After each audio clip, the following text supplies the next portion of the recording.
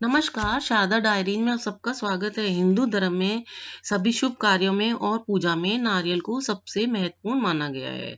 हम सभी के मन में एक विचार अवश्य आता है कि इतने विशेष और महत्वपूर्ण फल की उत्पत्ति आखिर कैसे हुई।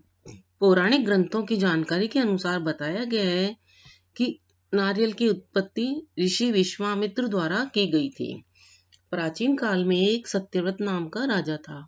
वे बहुत ही प्रतापी और दयालु था। बहुत बड़ा ईश्वर भक्त भी था। उसकी ईश्वर में दृढ़ आस्था थी।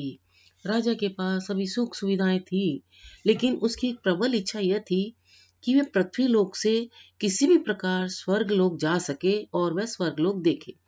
परंतु स्वर्ग लोक जाना कैसे है, ये वह नहीं जानते थे। एक बार विश्वामित्र तपस्या करने के लिए घर से जंगल में काफी दूर निकल गए और काफी दिनों तक घर वापस नहीं आए। उनकी अनुपस्थिति में उनके क्षेत्र में सूखा पड़ गया और उनका परिवार भी भूखा प्यासा इधर उधर भटकने लगा। राजा को जब ये मालूम हुआ तो उसने उनके परिवार की सहायता करी और देखरेख और सुरक्षा का भी जिम्मा लिया। जब ऋषि विश्वामित्र तपस्या से लौटकर वापस आए, तब उनके परिवार वालों ने राजा की अच्छाइयां बताते हुए बहुत बहुत प्रशंसा भी करी। यह जानकर ऋषि विश्वामित्र राजा से मिलने उनके दरबार में गए और राजा सत्यवत को धन्यवाद किया।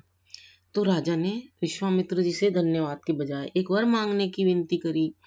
विश्वामित्र जी ने भी उनकी ये विनती स्वीकार कर ली और उस राजा को आज्ञा दे दी। तब राजा बोला, वह स्वर्गलोक जाना चाहता है। अपने परिवार की सहायता का उपकार मानते हुए विश्वामित्र जी ने राजा की इच्छा पूरी करने की हाँ भर ली और उनकी राजा की इच्छा पूरी करने के लिए स्वर्गलोक के लिए ऐसा मार्ग तैयार किया जो सीधा स्वर्गलोक जाता था। यह देखकर राजा बहुत ही प्रसन्न हुए और उस मार्ग पर चलते चलते जैसे ही वह स्वर्ग के पास पहुंचे ही थे कि स्वर्ग के राजा इंद्र देवता ने राजा सत्यवत को नीचे धकेल दिया। राजा धरती पर गिर पड़े। उसके बाद राजा विश्वामित्र जी के पास आए और सारी बात उनको बताई। देवताओं के ऐसे व्यवहार से विश्वामित्र जी बहुत क्रोधित हुए, परंतु फिर भी उन्होंने देवताओं से बातचीत करके इसका हल निकाला। बातचीत के आधार पर राजा सत्यवत के लिए एक अलग स्वर्ग का निर्माण करने का आदेश दिया गया।